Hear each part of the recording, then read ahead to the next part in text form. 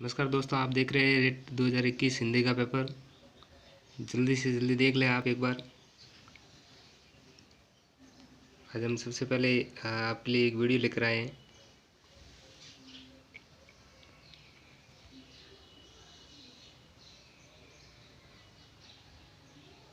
इसमें 91 का पहला क्वेश्चन है, लंबे समय तक व्याकरण की दृष्टि से इस पद में लंबे समय तक क्या है?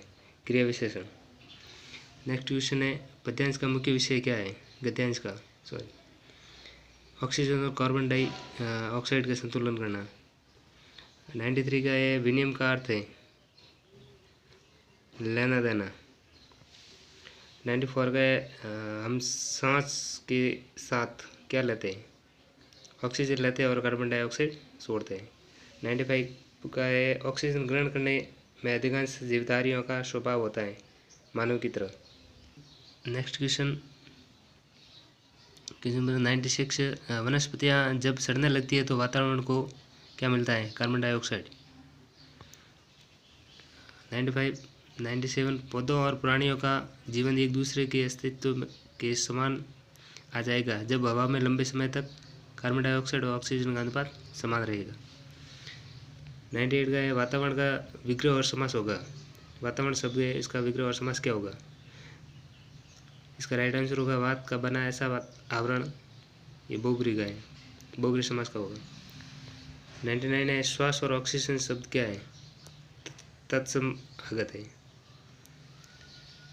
एक काव्यांश दे रखा है जिसके क्वेश्चन हम आपको बता रहे हैं। क्वेश्चन नंबर 100 है, मुँह शब्द में प्रयुक्त संदर्भ बिंदु है। यह अनुनासिक है, इसका राइट आंसर। 101 काव्यांश से हमारे मन में उठने वाला मुख्य भाव है। इसका राइट आंसर होगा करुणा। 102 क्वेश्चन है, वह आता है मैं, वह सर्वनाम किसका द्योतक हो सकता है?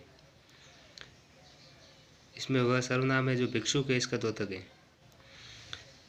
103 क्वेश्चन में पेट पीठ दोनों मिलकर एक, इसका कारण क्या हो सकता है? कुछ भी भोजन न करना, राइट आंसर। 104 क्वेश्चन है, कलेजे के दो टूक करना का आशय होता है मन को कष्ट पहुंचाना, राइट आंसर। क्वेश्चन नंबर 105, भिखारी अपनी झोली क्यों फैलाता है? राइट आंसर होगा भूख मिटाने के लिए कुछ अन्न चाहता है। क्वेश्चन नंबर 106, बच्चे भाषा तब बेहतर तरीके से सीखते हैं जब भाषा का समृद्ध परिवेश होता है। क्वेश्चन नंबर 107, उच्च प्राथमिक स्तर पर भाषा आकलन की दृष्टि से सर्वाधिक महत्वपूर्ण है। राइट आंसर क्या होगा? आप ही कमेंट करके एक बार जरूर बताएं।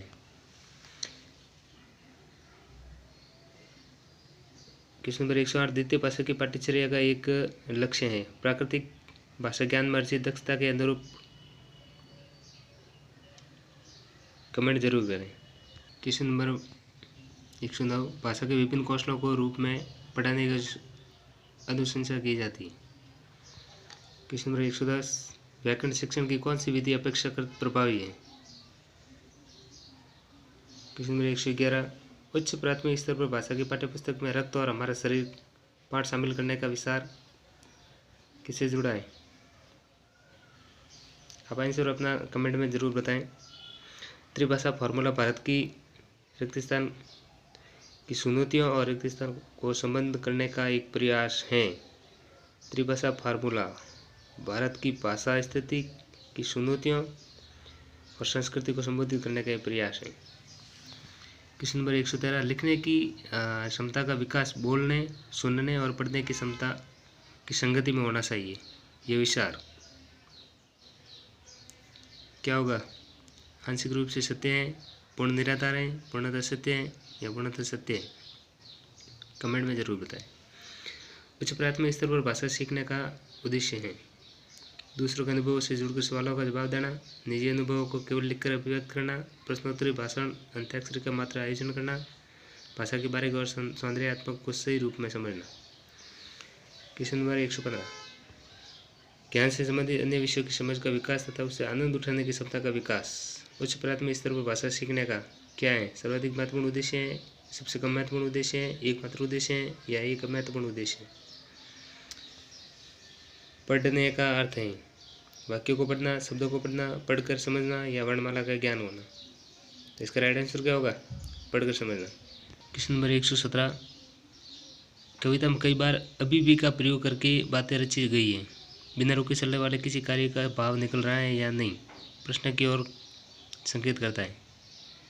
व्याकरण की परिभाषा, भाषा संरचना, व्याकरणिक ज्ञान, भाषा की बारीकी।